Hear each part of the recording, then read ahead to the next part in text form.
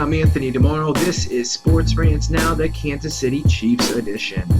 Last season did not go as planned for the Kansas City Chiefs, especially because 2013 was so promising, was so great, such a great turnaround. They couldn't carry it on in 2014. And let me tell you something, it's hard to do that. And it's hard to do it when your wide receivers aren't scoring touchdowns.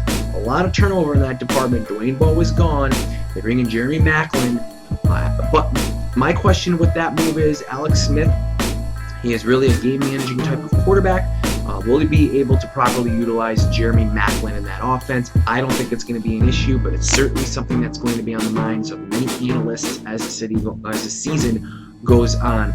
And the Chiefs on the offensive side of the ball, does Jamaal Charles how much does he have left in the tank? Is this offense going to click with the new wide receivers there? Are they going to be able to really ignite this offense and bring them back to where they were in 2013? On the defensive side of the ball, great story with Eric Berry. You want to see the Chiefs win because of that story. I'm telling you, I'm a big Eric Berry fan. I'm glad he's healthy and playing football again. It's a great story for the Chiefs, and it's a nice rallying cry. I think it's really going to fuel the Chiefs this year to have a very good season. I do not see them making too much noise in the division, and that isn't a knock on the Chiefs. This division is going to be really tough this year because the Denver Broncos are going to continue to be the Denver Broncos, although a little bit of a step back, a step down from the Broncos that we're used to. They're still going to win the division. The Chargers are a better team this year. They're going to run the ball a lot better. That's going to be a better team, and the Raiders are going to step up. So where does that leave the Chiefs? New offense, defense is sound as always. I see the Chiefs as a 9-7 team. I see them in the midst of a wild card run. I think it becomes short because I see San Diego locking up a wild card. I see Miami locking up a wild card, and I just don't think it's in the cards for the Chiefs this year.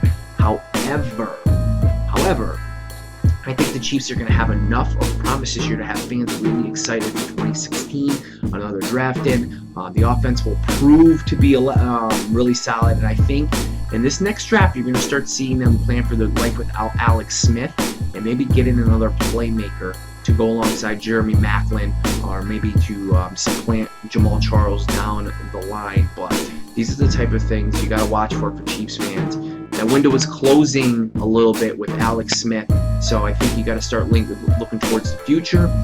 Maybe you groom somebody behind him in 2016. I'm not saying the Chiefs are going to go through a rebuild. I think the division is going to be really tough. The AFC is a lot deeper, so quality teams like the Kansas City Chiefs might miss the playoffs. And it's not because they're not a playoff caliber team. I think they are. I just think it's a circumstance of being in the AFC, which is, I think the AFC is the deeper conference in comparison to the NFC. And I just think the teams in their division, like San Diego, I think is a better team, and I think Denver is as well.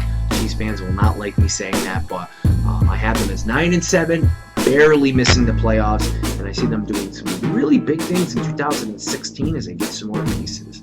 This has been Sports Rants Now. I'm Anthony DiMoro, and I'll catch you on the flip side.